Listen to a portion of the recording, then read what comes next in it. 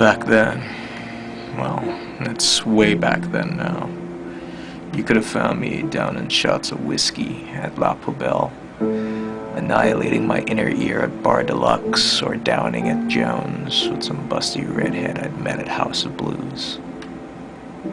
A conversation traversing wildly from clubs we knew well to clubs we'd like to know better.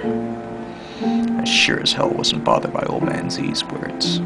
All those signs I just now finished telling you about quickly vanished in light of the subsequent days, or had never been there to begin with, existing only in retrospect. At first, only curiosity drove me from one phrase to the next.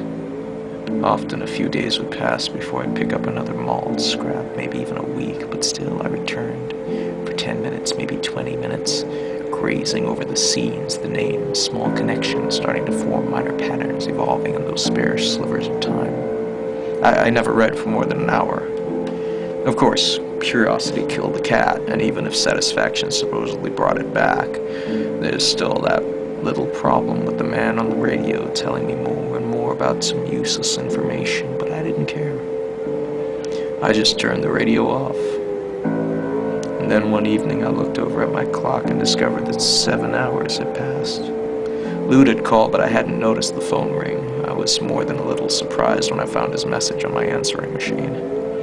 That just wasn't the last time I lost sense of time either. In fact, it began to happen more often, dozens of hours, just blinking by, lost in the twist of so many dangerous sentences. Slowly but surely, I grew more and more disoriented, increasingly more detached from the world.